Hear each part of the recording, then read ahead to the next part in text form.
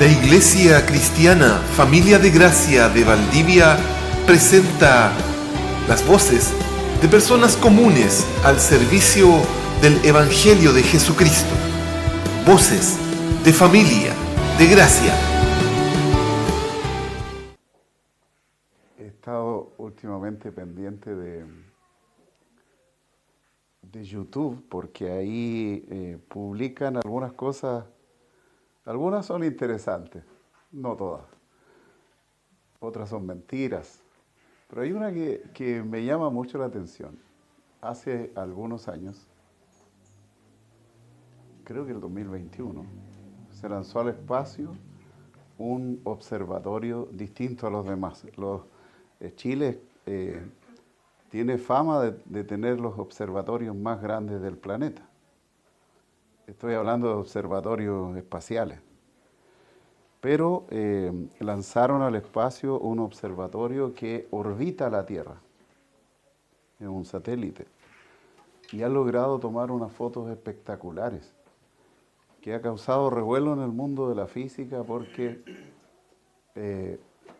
algunos se ponen contentos, dice, las fotos que ha tomado el James Webb, que así se llama este telescopio, llamémoslo así,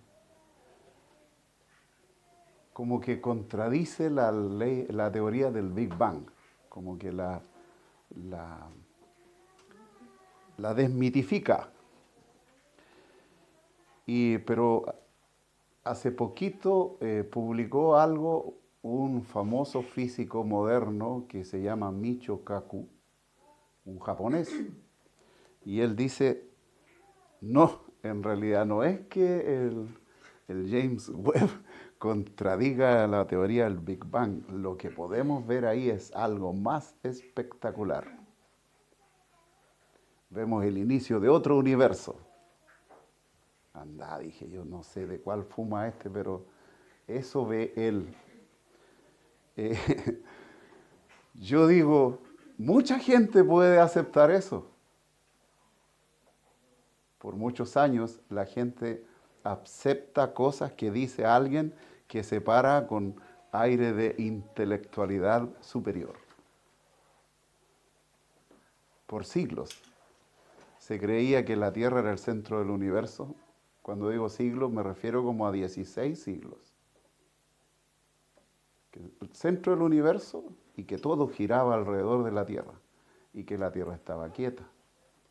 Hasta que aparece uno que comienza a ver un poquito más allá, comienza a darse cuenta que las cosas no eran como se las decían y descubre que, primero, la Tierra se mueve, segundo, que también gira. No giran, la Tierra gira. Y costó que entrara ese concepto, porque por siglos se sostenía lo contrario. El que aseguraba algo diferente le costaba la vida. Después se dijo que eso otro tampoco era tan cierto, que en realidad el origen del universo fue una cosita minúscula en la nada, que hizo una gran explosión, por eso Big Bang, y de ahí creció el espacio y el tiempo. No siglos después, sino que algunos años después, ya comienzan a decir, no, eso no es tan cierto. Y la evidencia puesta por estos telescopios mucho más modernos que leen longitudes de onda distintas de la luz, dicen, pareciera que no es tan así, pero algunos se aferran. Me parece ese el concepto de Michio Kaku. No, no, no, no, no. No es que esto se contradiga, es que aquí vamos mucho más allá. ¿Por qué digo todo esto? Porque nos gusta eso. Y no me refiero a los que les gusta la física, a los seres humanos. Nos gusta que nos digan un ser más inteligente entre nosotros, sí, no más, que las cosas son de esta manera. Y todo el mundo va hacia allá. Y todo el mundo corre hacia allá. Pero si nosotros decimos que no, que en realidad todo fue creado por un ser superior, no, pues, ¿qué se cree? es primitivo, este es anticuado. La ciencia muestra esto otro. Nos cuesta creer. ¿Y sabe que eso es normal? Porque Dios puso en nosotros un impedimento para que creamos. La gente no puede creer. Dios tiene que permitirle que crea. Mucha gente, un pueblo entero, creía lo que Dios decía, pero parece que no creía todo lo que Dios decía. Porque ellos decían dar su vida por este Dios, al que la Biblia dice que le llamaban Jehová, que nosotros sabemos hoy en día que ese es un sonido que nos resulta práctico, cómodo, porque nadie sabe cómo sonaba. Era el Dios difícil de pronunciar. Y él dijo cosas a través de la historia y ellos decían creer y finalmente no terminan creyéndole.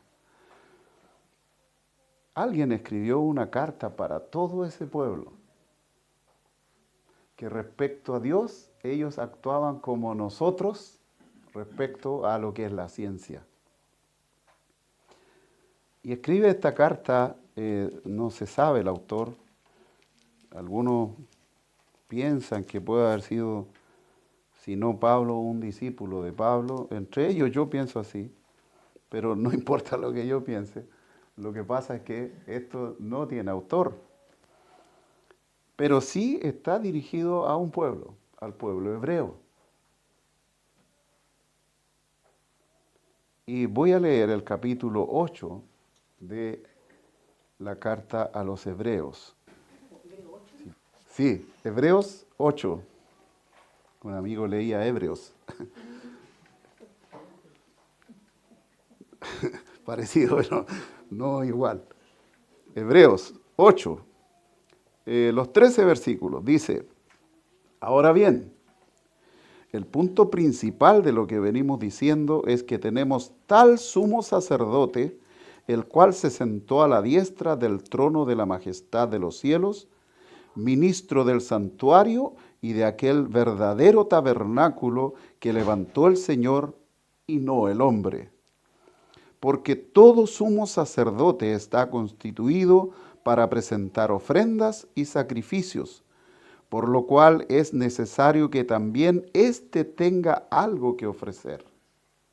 Así que, si estuviese sobre la tierra, ni siquiera sería sacerdote, habiendo aún sacerdotes que presentan las ofrendas según la ley, los cuales sirven a lo que es figura y sombra de las cosas celestiales, como se le advirtió a Moisés cuando iba a erigir el tabernáculo, diciéndole, mira, haz todas las cosas conforme al modelo que se te ha mostrado en el monte. Pero ahora, tanto mejor ministerio es el suyo, cuanto es mediador de un mejor pacto, establecido sobre mejores promesas. Porque si aquel primero hubiera sido sin defecto, ciertamente no se hubiera procurado lugar para el segundo. Porque reprendiéndoles dice, he aquí vienen días, dice el Señor, en que estableceré con la casa de Israel y la casa de Judá un nuevo pacto, no como el pacto que hice con sus padres el día que los tomé de la mano para sacarlos de la tierra de Egipto, porque ellos no permanecieron en mi pacto, y yo me desentendí de ellos, dice el Señor. Por lo cual este es el pacto que haré con la casa de Israel después de aquellos días, dice el Señor. Pondré mis leyes en la mente de ellos, y sobre su corazón las escribiré, y seré a ellos por Dios, y ellos me serán a mí por pueblo. Y ninguno enseñará a su prójimo, ni ninguno a su hermano, diciendo, conoce al Señor, porque todos me conocerán, desde el menor hasta el mayor de ellos, porque seré propicio a sus injusticias, y nunca más me acordaré de sus pecados y de sus iniquidades. al decir, nuevo pacto ha dado por viejo el primero, y lo que se da por viejo y se envejece está próximo a desaparecer. Señor, de nuevo vamos a ti, Señor, en oración, creyendo y sabiendo que tú nos oyes, porque tú nos llamas tus hijos, Señor, y un padre escucha a sus hijos. Gracias, Señor amado, por esta palabra que queda escrita hacia un pueblo, pero que también a nosotros nos trae luz. Señor, yo te pido que tú quites de mí toda idea preconcebida, que tú quites de mí todo intento de interpretar tu palabra y traigas a nosotros revelación. Primero a mí, Señor, que tengo que transmitirla, y luego a los que están aquí presentes. Señor, trae revelación. Si hay alguien aquí que no te conoce, Señor, inquiétale en esta hora. Tócale, Señor. Muéstrale quién tú eres y muéstrale quién es Él frente a ti. Dios Todopoderoso, descansamos en ti confiados en que tú harás según tu voluntad, para gloria de tu nombre. Amén. Saben que cuando leí el versículo 13, las últimas palabras, me inquieté porque dice, y lo que se da por viejo envejece y está pronto a desaparecer. Yo dije, chupaya, nos vamos teniendo menos tiempo. Lo bueno es que todos ustedes vienen detrás, así que no me siento tan solo. Hermanos, yo sé que esto suena para muchos, sonará como algo conocido. Para otros sonará como algo bien curioso. Como de estas películas que hay de pronto en el cine o en televisión con historias así de los pueblos antiguos. Y es que tiene harto de eso. Dios hizo un pacto. Hizo un pacto cuando aún no tenía pueblo, pero era relativo a su pueblo. Y ese pacto termina con un nuevo pacto. La misma escritura dice que el pacto antiguo ha sido desechado, porque ahora hay un nuevo y mejor pacto. Y en este nuevo pacto las cosas cambian absolutamente, y por eso la incredulidad del pueblo de Israel o el pueblo hebreo. Ellos estaban acostumbrados, para poner en contexto, que parte de ese pacto que tenía un culto, ¿no es cierto?, es una suerte de ceremonia que se hace con ciertas normas, ciertas reglas, que es lo que hacemos nosotros aquí, por eso le llamamos a esto culto. Ellos tenían un culto en el que los sacerdotes cumplían una función fundamental. Eran los encargados de llevar hacia Dios todas las súplicas del pueblo. Y entre ellos presentar una vez al año el sumo sacerdote, no todos los sacerdotes, no cualquier sacerdote, sino que uno era especial llamado sumo sacerdote, que no tiene nada que ver con el Papa, lo digo de partida, que a veces se produce esa confusión en algunos. El sumo sacerdote era un hombre llamado por Dios para cumplir una función especial.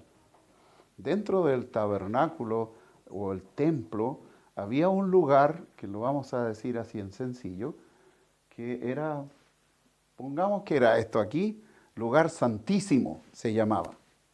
Y en ese lugar santísimo había un elemento tremendamente importante para el pueblo, pero que el pueblo no tenía permitido ni siquiera ver.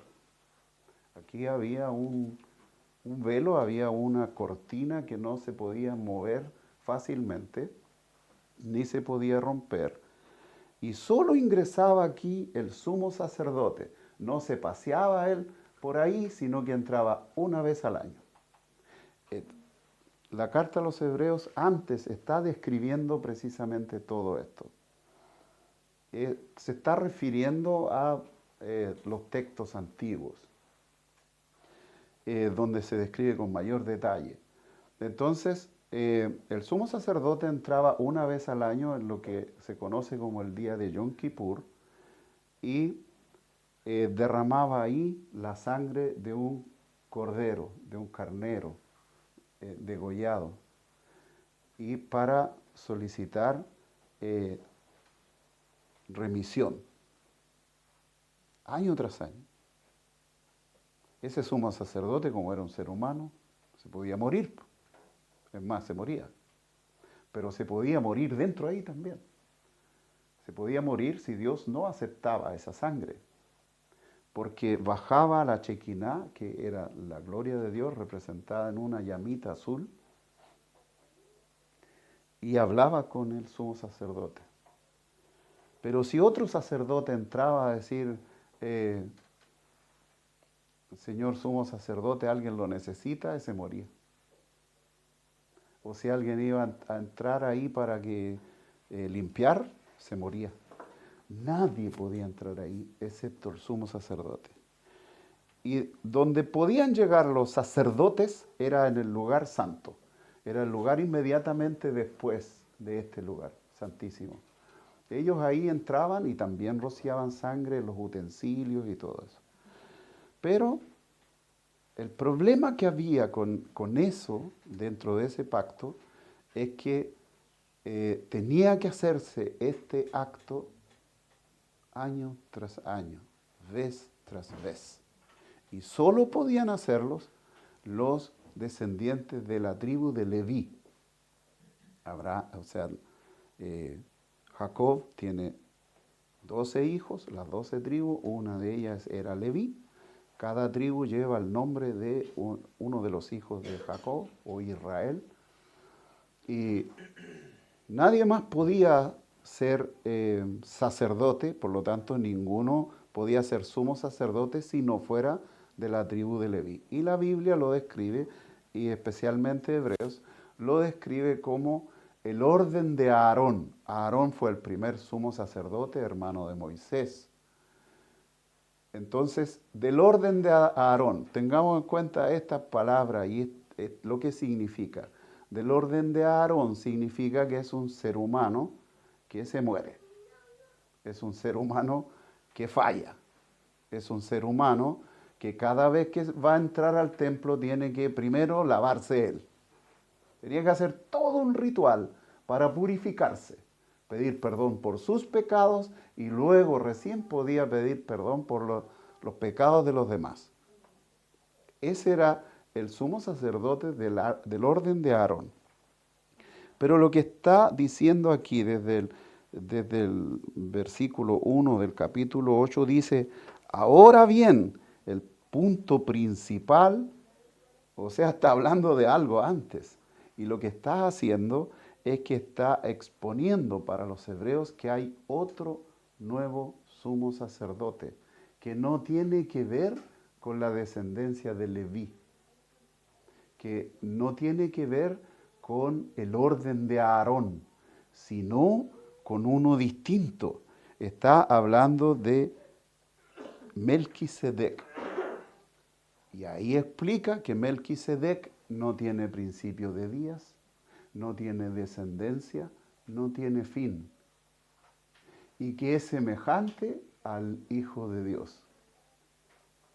O sea, cuando presenta que se le presentó a Abraham antes que viniera toda la descendencia que termina con el pueblo de Israel, en realidad no termina ahí, porque nosotros igual somos descendientes de Abraham, no por sangre, no por genes, como estamos estudiando en la carta a los Gálatas, ¿cierto? El hermano escuché ahí que preguntó y hubo silencio de muerte. Eh, Pablo le explica a los Gálatas que no se sientan incómodos porque los judíos los molestaban diciéndole, nosotros somos hijos de Abraham.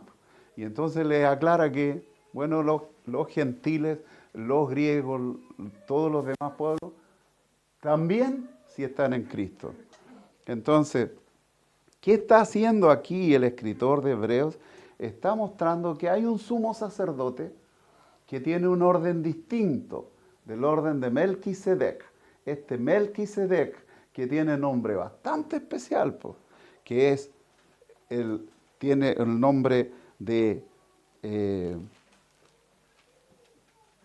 no quiero traicionar aquí lo que dice. Dice que se llama primeramente Rey de Justicia, Rey de Salem, o sea, esta es la palabra de Shalom, ¿cierto? De Rey de Paz, sin padre, sin madre, sin genealogía, que ni tiene principio de días ni fin de vida, sino hecho semejante al Hijo de Dios, permanece sacerdote para siempre. Interesante, hay un nombre que le dan ahí, parece que es en latín, a estas como suerte de, lo voy a decir así, apariciones de formas de Dios. ¿Ah? Epifanía le dicen, ¿cierto? O teofanía más bien, más que epifanía. Teofanías. Pudiera ser esto o eso, ¿ah? Como que Cristo estuvo antes, frente a Abraham. Pero no me voy a meter ahí. Yo digo que Abraham reconoce a este ser que se le acerca y le da hasta los diezmos incluso, porque él venía de combatir a unos reinos que había ganado la guerra y el botín que trae, de ahí saca el diezmo y se lo da a este personaje que él reconoce como el rey de Salem. Dice el sacerdote del Altísimo, dice, y le entrega los diezmos. Interesante cómo lo reconoce, porque ahí dice que era sin principio de días y todo lo que escuchamos acá en los hebreos que está retomando eso. Porque Jesús es esa persona, Jesucristo. Nació de una mujer, pero nació de Dios, del Espíritu Santo. No tiene principio de días, porque es Dios mismo. ¿Por qué nació de una mujer? Porque tenía que ser como uno de nosotros, como usted y como yo. Por eso, Dios se encarnó, tomó nuestra misma forma. Tenía que ser así, porque no tenía ningún sentido que Dios viniese a soportar una cruz siendo Dios. No se puede. No habría tenido sentido todo lo que ocurrió. ¿Por qué razón? Porque, y esto es lo que se le explica a los hebreos y se nos explica a nosotros, tenía que haber un sacrificio. Así como lo hacían los judíos, hacían un sacrificio, mataban a alguien que no tenía ninguna culpa, que era un corderito, y lo sacrificaban. Entonces algunos animalistas hoy día dirían, no, pues que eso es injusto, pues, ¿por qué tienen que usar un animalito para eso? No es que Dios haya sido animalista, pero fue mucho más allá. Entonces no usó un animal, usó un hombre, su propio hijo, y derramó su sangre. Por eso tenía que ser crucificado. Porque los pecados de ustedes, los pecados míos, no podían ser limpiados con ningún animalito. Y tenía que ser un sumo sacerdote distinto, como lo fue Cristo mismo. Entonces lo que está diciendo aquí, que este Jesús que fue muerto en la cruz, que ustedes escuchan y a lo mejor hasta discuten, lo que estaba haciendo allí era que estaba haciendo un sacrificio para remisión de pecados de toda la humanidad. Por eso Juan el Bautista, cuando lo ve, dice, este es el Cordero de Dios que quita el pecado del mundo. Está diciendo, este es el que va a ir al sacrificio. Y su sangre será presentada en el lugar santísimo. El problema que había con esto es que si hubiese sido así un sacrificio humano, sería como un sacrificio humano como se le rendía a los dioses en aquel tiempo. Las mujeres jovencitas, vírgenes, eran presentadas ante los dioses. Era horrible. Abusaban de ellas lo hacían por servicio a su Dios y las mataban. Y la familia estaba contenta porque su hija había sido elegida para el sacrificio. Los judíos no mataban personas, mataban corderos. Pero ahora Dios está presentando un cordero distinto. Miren qué interesante. Es el cordero y es el sumo sacerdote. Y eso es lo que está diciendo aquí a la carta de los hebreos. ¿Por qué? Si así él era el cordero, ¿quién tenía que ofrecerlo en sacrificio? La misma ley, el mismo pacto, decía que tenía que ser un sumo sacerdote. Pero el del orden de Aarón era, ¿cómo decirlo? Insignificante. Insignificante. Tenía que ser alguien diferente, y ese ser diferente era el mismo Dios encarnado. Y Él se presenta entonces como el sacrificio vivo y se presenta como el sumo sacerdote. Entonces lo que está describiendo aquí, que no está lo que dije en el texto, es que Jesucristo, cuando es crucificado, va y presenta, lo aclara después, más adelante, va y presenta su sangre, pero no en el propiciatorio que yo mencioné en parte delante, este lugar donde el sumo sacerdote ponía la sangre, porque ese ya no sirve. Ese es imperfecto, dice. ¿Y a dónde va entonces? Va al lugar santísimo no hecho de manos. Es decir, va al mismo trono de la gracia. Va a donde Dios mismo y le ofrece la sangre. Y es aceptada.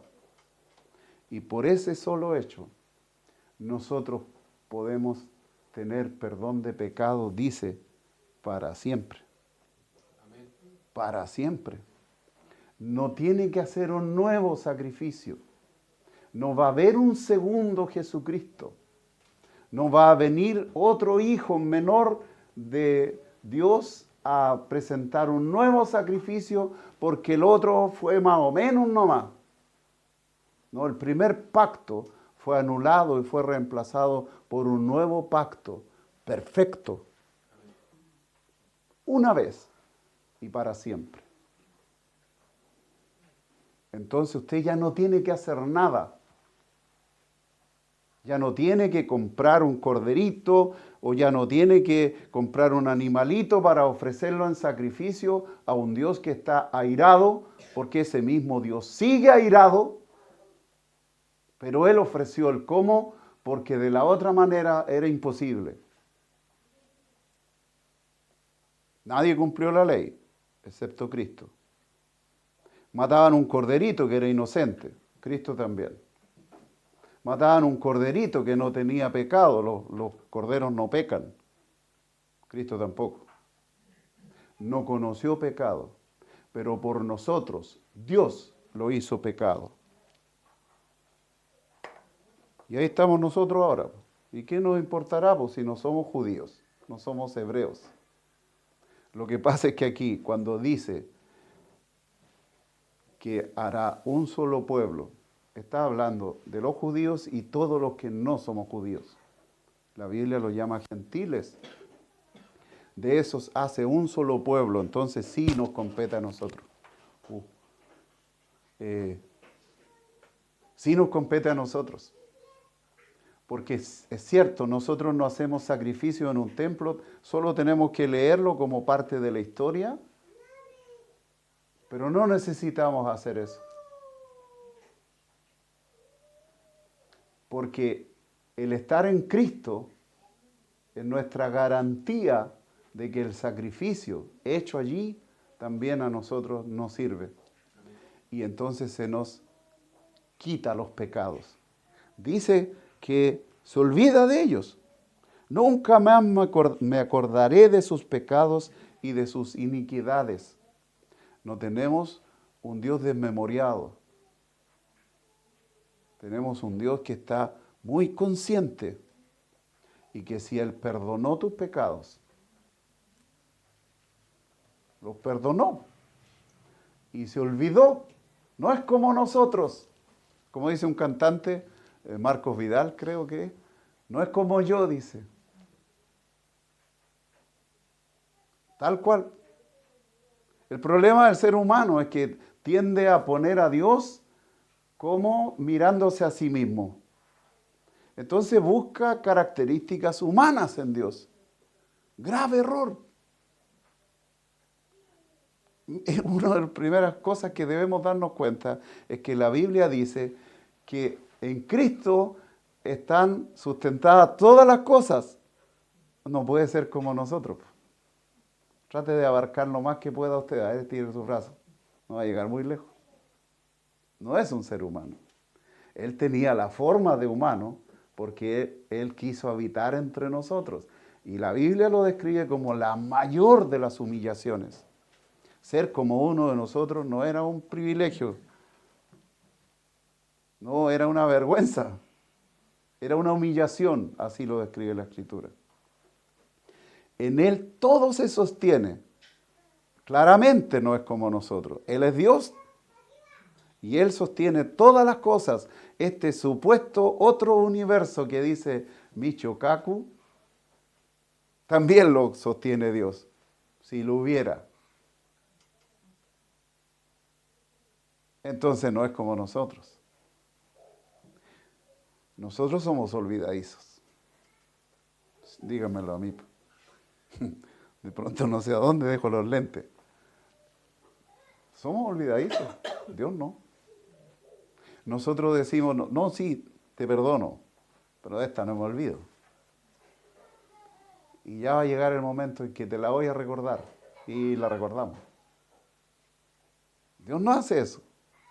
Dios dice que perdonará, yo seré propicio, dice, a sus injusticias, y nunca más me acordaré de sus pecados y de sus iniquidades. Al decir nuevo pacto, ha dado por viejo al primero, y lo que se da por viejo y se envejece, está próximo a desaparecer. O sea, el pacto antiguo, olvidado. El pacto nuevo está vigente, y en este nuevo pacto, si usted va delante del Señor, se arrepiente, pide perdón, sepa que fue perdonado y Dios no se acuerda. Dios no se acuerda. Eso dice mi Escritura, esto dice mi Biblia aquí. ¿Y así tan simple? Bueno, si la muerte de alguien es simple,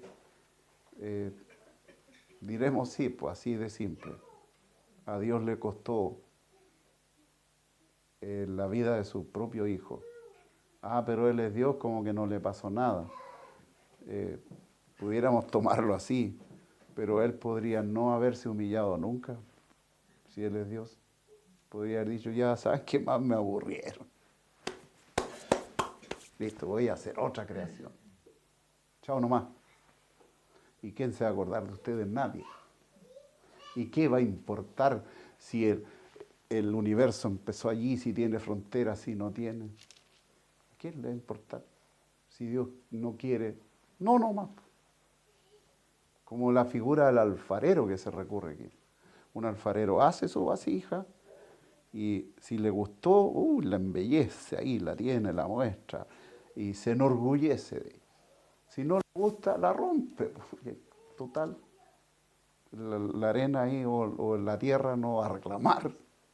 La rompe, la hace de nuevo. Listo, no me gustó esta cuestión, está fea. La hago de nuevo.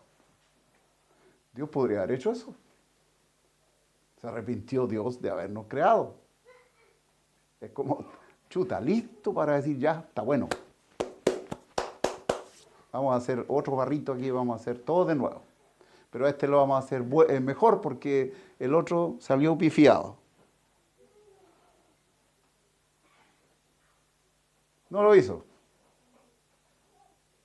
Y Él es fiel a sí mismo, es Dios. Él no se equivoca, no se contradice. Nos cuesta creer eso. Insisto, ¿por qué nos cuesta creer eso? Porque tendemos a compararlo con nosotros. Nosotros no somos confiables. Nosotros nunca somos fieles totalmente a nuestra palabra siquiera. Dudamos, la acomodamos. No, que yo no quise decir eso, me entendiste mal, yo quise decir esto otro.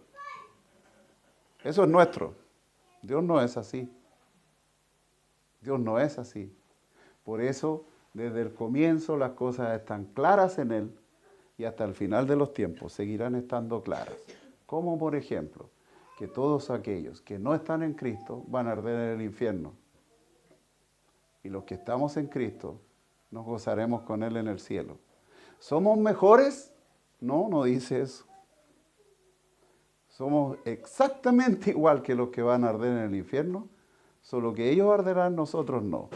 ¿Es caprichoso Dios? No. Él determinó cómo una persona no arde en el infierno. No decía esto el texto, pero es bueno aclararlo, ya que lo dije. ¿Por qué las personas van al infierno? ¿Quién las manda? La iglesia, los predicadores. ¿Quién las manda? Las manda Dios mismo. Dice que las personas nacen muertas, nacen condenadas. Jesús dijo, el que en mí cree será salvo. Y el que no cree ya ha sido condenado. No dice será condenado. Dice ya ha sido condenado. En otras palabras, cuando nosotros hablamos de ser salvos, estamos diciendo que se nos saca de la condición de condenación. Eso se nos está diciendo. ¿Quién hace eso? Dios mismo. Por un don, como decía Paulina adelante. ¿Qué es un don? Un don o un regalo. ¿Y qué es gracia? Un regalo. Un regalo. De esta forma. Cecilia quiere tener una casa grande.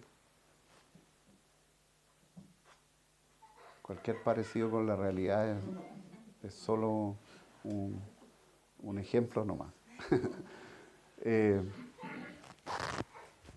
Entonces, su papá la mira y dice, quiere tener casa grande. No la merece, pero ni en broma.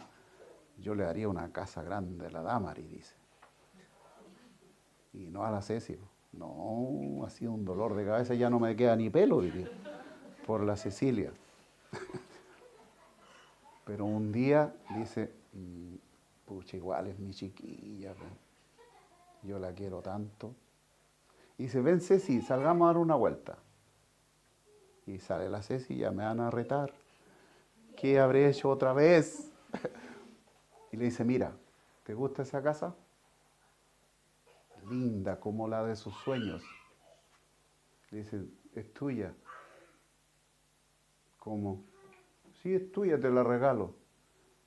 Pero si ayer nomás me decías que yo de a dónde no tenía cómo, bueno, yo te la regalo. Eso es gracia. No se la merece, ¿cierto? Pero Él quiso dársela. ¿Saben? Que nosotros fuésemos salvos. No lo merecíamos. No lo merecemos. Nunca lo mereceremos. Pero por gracia, por ese regalo no merecido, Dios nos concedió eso. Nuestra función es contarle a todas las personas que Dios está con oído atento a que alguien se arrepienta y pase a vida eterna. Eso es ser salvo, salvo de la ira de Dios. La ira de Dios está sobre los hombres. Por eso arderán en el infierno, porque es justo, porque Dios ese que no cambia, que es amor, también es juicio y también tiene mucha ira. La Biblia dice que acumula ira para el día de la ira. Todo aquel que no está en Cristo no es consciente que toda la ira de Dios un día será derramada sobre él. Toda la ira de Dios fue puesta sobre Cristo allí en la cruz. Él la cargó por ti, por ti, por ti, por mí y por aquellos que aún no le conocen. Él cargó la ira que le provoca a Dios el pecado del hombre. Este sumo sacerdote, mediador entre Dios y el hombre por nosotros, hizo un sacrificio para siempre, para que nosotros pudiésemos tener perdón de nuestros pecados.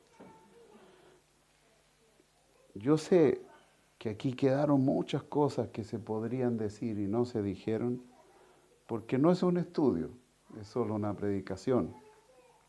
Pero quiero leer algunos versículos para que nos cierren el contexto. Dice: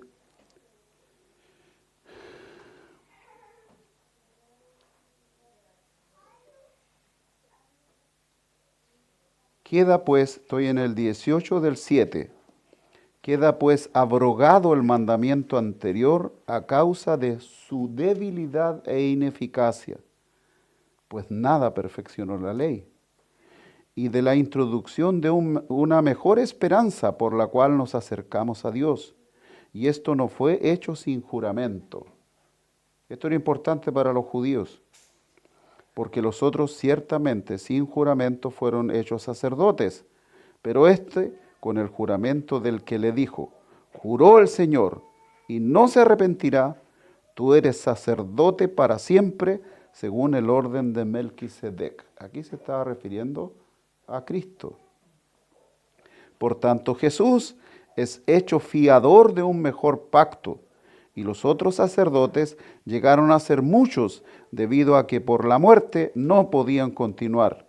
Mas este, por cuanto permanece para siempre, tiene un sacerdocio inmutable, por lo cual puede también salvar perpetuamente a los que por él se acercan a Dios, viviendo siempre para interceder por ellos.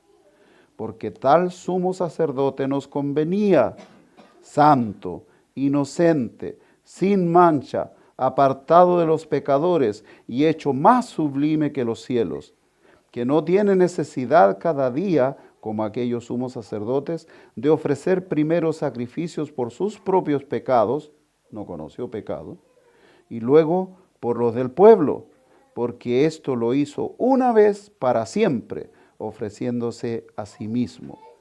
Porque la ley constituye sumos sacerdotes a débiles hombres, pero la palabra del juramento, posterior a la ley, al Hijo, hecho perfecto para siempre.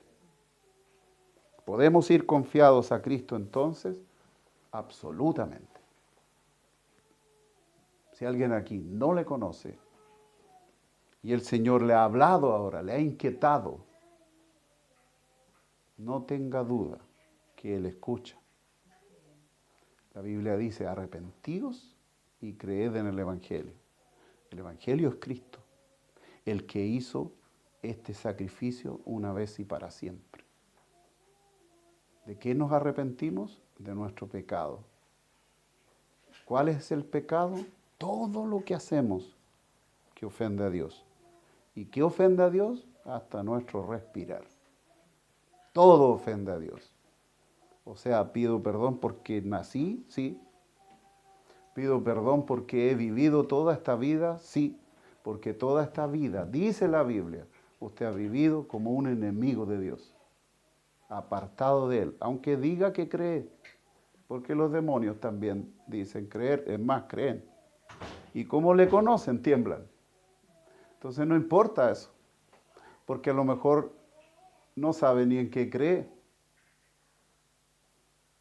Dios, el que se nos relata en las Escrituras, es uno solo. No tiene imagen como nosotros. La única imagen visible de Dios fue su propio Hijo. Jesús dijo, el que me ha visto a mí, ha visto al Padre. Amados,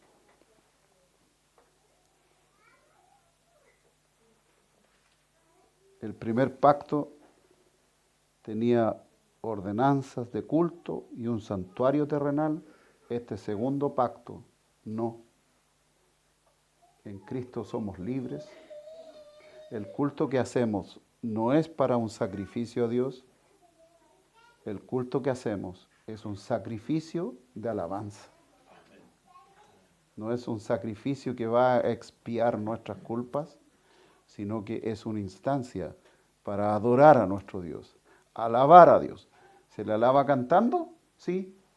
¿Se le alaba orando? Sí. ¿Se le alaba conversando? Sí. ¿Se le alaba predicando? Sí. Es decir, todo lo que hacemos alaba a Dios. Amén. Señor, Dios Todopoderoso, gracias por lo que queda registrado en tu palabra, Señor, que a ratos nos inquieta, nos hace preguntarnos tantas cosas, Señor. Creemos tener todo claro, a ratos no. Señor bendito, tú puedes ir dando claridad día a día. Tú puedes ir revelándote, Señor, en tu palabra. Lo que en un momento son solo palabras, de pronto se nos descubren verdades enormes. Señor bendito, yo te pido por aquellos que no te conocen y que conducen sus vidas creyendo que lo están haciendo bien, porque se autojustifican, Señor, porque tienen sus propios parámetros para decir que ellos están bien delante de ti y que tú no tendrías por qué rechazarles. Pero tu palabra es clara, Señor. Permite, Señor amado, que sus ojos sean abiertos, que su entendimiento sea descubierto, Señor, para que puedan entender lo que tu palabra dice. Señor, tu palabra dice que somos salvos por gracia, por medio de la fe. Y esto no de nosotros, sino que es un don de Dios, no por obras, para que nadie se gloríe. Señor, tu palabra dice que necesitamos renacer, nacer de nuevo, pero no podemos hacerlo solos. Debemos nacer del Espíritu y eso lo haces tú, Señor. Padre, yo te pido que en aquellos que no exista claridad, tú des claridad, Señor, para que puedan ir a ti arrepentidos, Señor, a descansar en ti, a confiar en ti, para que tú les hagas nueva criatura, para gloria de tu nombre, Señor. Gracias, Padre. Gracias por lo que nos has dado. Amén.